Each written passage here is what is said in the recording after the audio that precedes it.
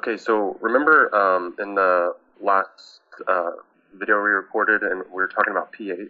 Yes, I do remember that. And we're mapping the pH of the aqueous environment in the cell, which is the cytosol. We were mapping that to some kind of quality of the ether that we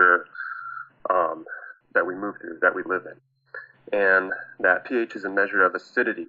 Well, what I didn't explicitly state was that acidity is a measure of how many protons are moving around freely in the fluid. Mm-hmm. And the more protons that are moving around freely in the fluid, the more acidic that it is. And then if you want to make it more basic, you just inject more hydroxy ions into the fluid. So the thing about the protons, the free protons, it's actually a hydrogen atom, Mm-hmm. and hydrogen is one proton and one electron when it's balanced. But the acidity is due to hydrogen ions, which their electron has been stripped away, Mm-hmm. so they're a cation, right? And Okay. they have Gotcha. an overall positive charge. And then the hydroxy ions are anions, and they have an overall negative charge.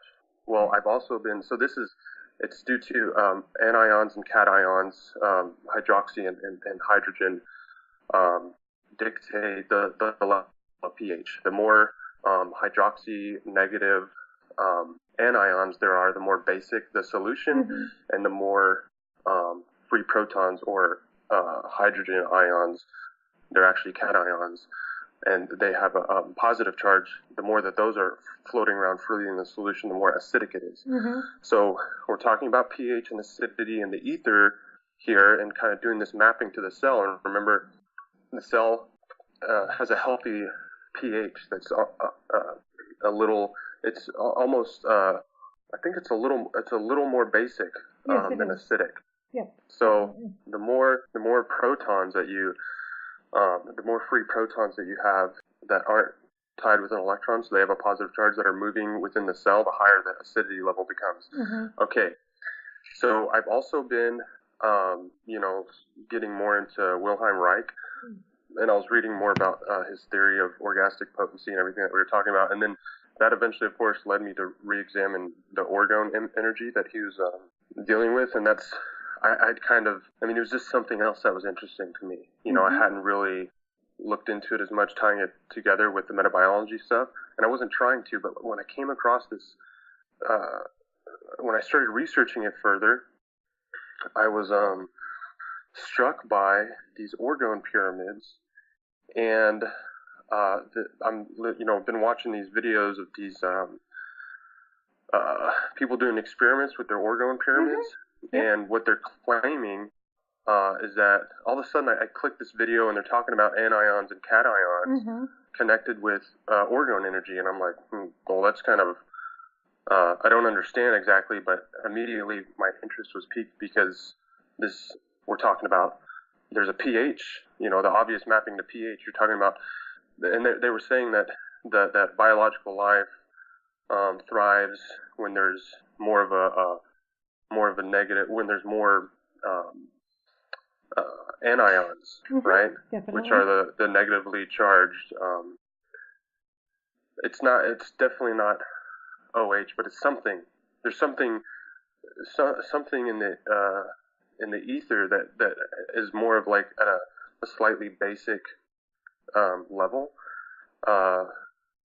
and they were saying that the modern technology and everything kind of makes the kind of ether that we're in essentially a little more acidic, is what they're saying, and that the orgone pyramids kind of absorb this acidic quality, or what would map to an acidic quality, and make the ether more basic. Mm-hmm. And so I'm watching this video of this guy, and he's like going around his house and going to the TV, and he's got this little measurement device. I don't know what it is, but I just thought it was interesting because he's going around his house, and the measurement device, he's going to different modern technology pieces of equipment that he has in his house, and the whole kind of environment is has a slightly positive charge, which is connected with, we map that to the more acidic, right? Right.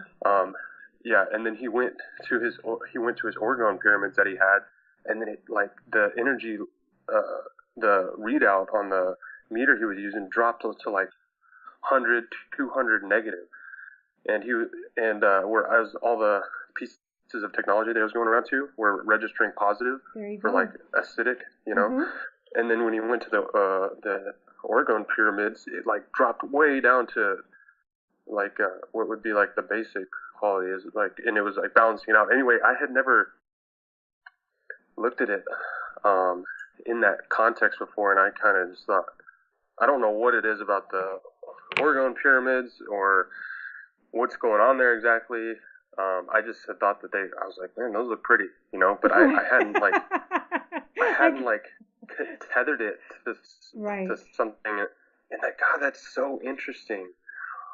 They are, and that's exactly what they are said to do, which has been proven many times in this these new developing science, is that they clear deadly orgone. All energy exists, right? Energy is energy, and what they call deadly orgone energy are these positively charged fields. And exactly what orgone does is convert it to the negative ion, and it's just. I mean, everything we can do right now to do that is going to clear our fields and make for more vital, healthy. And this could be very, very, very, I mean, it is very important for what we were talking about with Randy and Claudia, is how do we counteract a technological influence? Well, it's neutralize it. Yeah, neutralize it. I mean, I had no idea that this was connected with.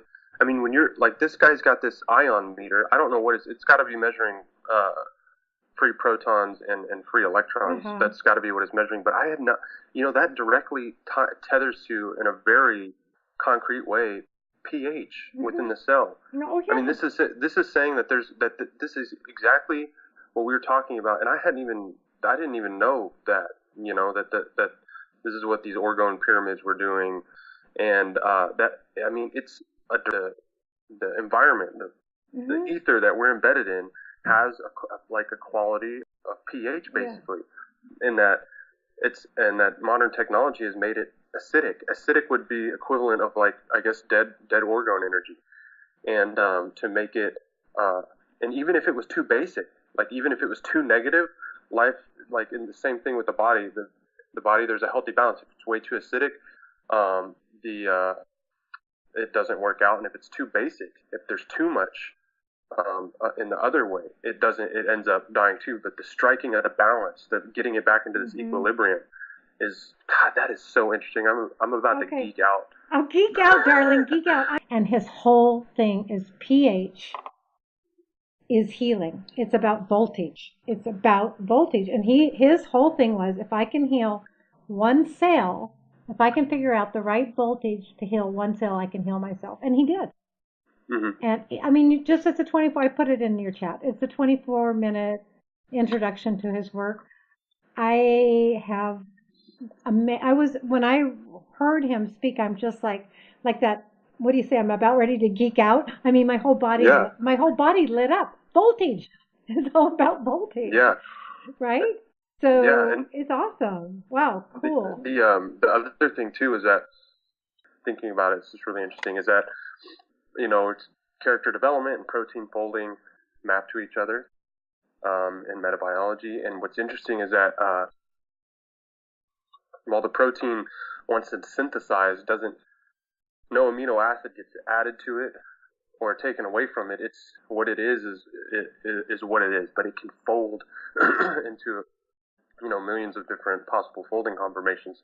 But here's what's interesting is that in order to make a bond or to break a bond, like say 2 amino acids within that protein fuse together, and they need to break apart because they're not fused together right, or something needs to be untied or retied with the protein string in the right way. But say there's a whole bunch of these bonds and it's folded in the wrong way. Well, it needs to be unfolded. Well, in order to make the bonds and to break the bonds again, requires energy. Either energy gets put in or energy gets released. But what a lot of them involve is what's called protonation and deprotonation, Mm-hmm. which means that it's talking about hydrogen. It's talking about hydrogen and hydroxy groups, which is the pH table. Okay. So it's going to require, it either loses hydrogens and oxygens, or it requires hydrogen and oxygen. This is all tied to pH again. So you can imagine like a bunch of bonds getting broken in a protein, and it's releasing a bunch of anions and cations, and they also come together.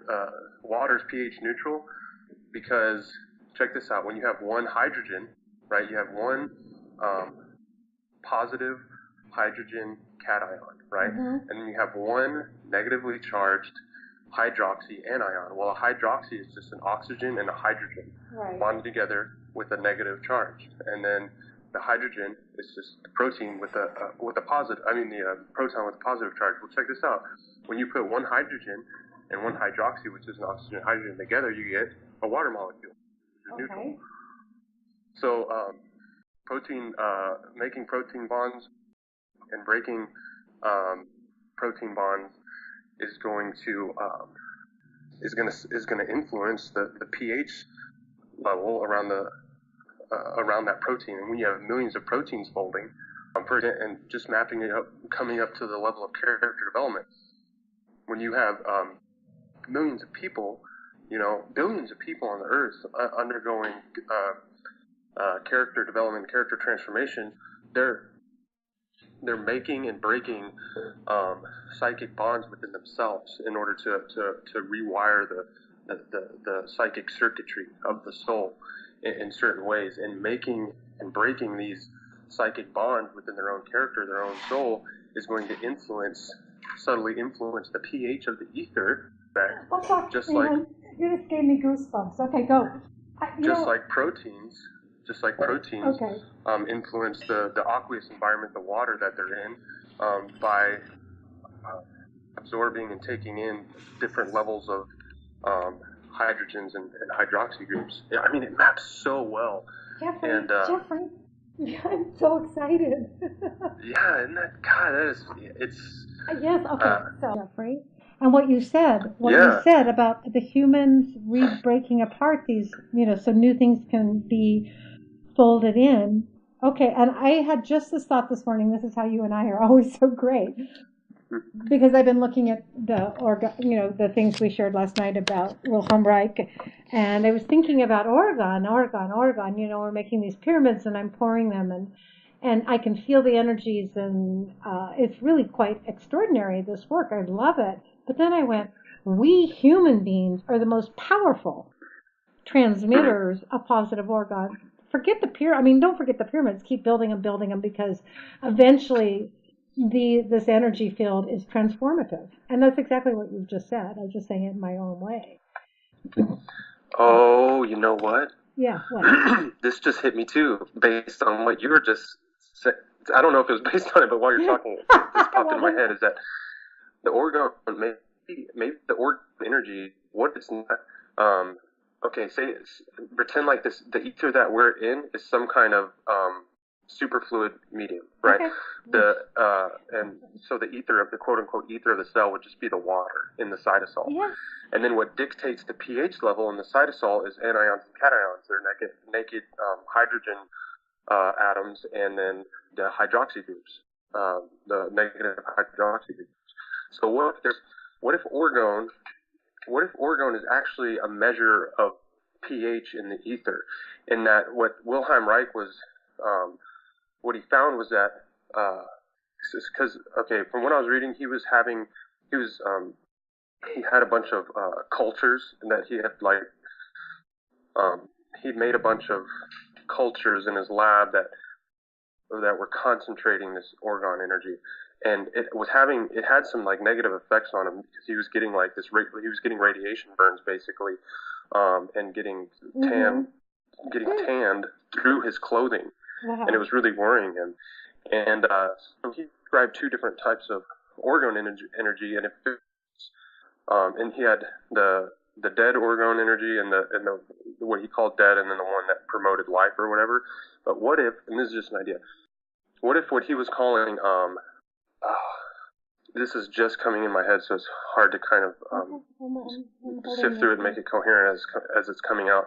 But the idea is that the orgone that he discovered, maybe it wasn't necessarily the ether, but a quality of the ether in terms of pH. Like the dead orgone energy that he was describing would be an acidic, the acidity factor, a highly acidic ether, basically. And so that's why it would be considered dead, like life couldn't grow in it, basically. And that the living orgone energy was actually kind of the living orgone energy was the basic, the alkaline characteristic of the ether, and that the reason that he called it living was because when there was a dead system and the acidity was too high in the ether, he would put in this more alkaline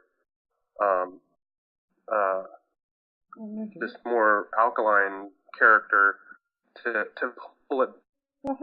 Yeah, that which is the negative ion to pull it back into equilibrium. But if you put like too much of it in, you'd make it so much alkaline that there wouldn't be able to be life. That it also would have a negative effect. I'm kind of lit up inside talking to you. Stuff, and I was thinking, man, I want to try. I want to look up some of the. Awesome. I mean, I want to try. I want to do like. Experiments, exactly. This is pure science. Yeah. This is pure science. This is, you know what, I don't know why, but when you're talking about Wilhelm Reich, I'm literally crying, Jeffrey. I don't know what this is releasing right now, but it's releasing something so deep. I mean, what they did to that man. Oh, yeah. Jeez. I don't know why. I mean, I'm literally have tears running down my face right now. So, yeah, you're touching something on something. It's like to take his work to the next level that he didn't get to complete because they stopped him. Yeah. And that comes, the stopping him. Remember what Claudia was saying? They wanted to maintain, the infection wanted to maintain an environment of fear. Yes. And we had linked that to the high pH level.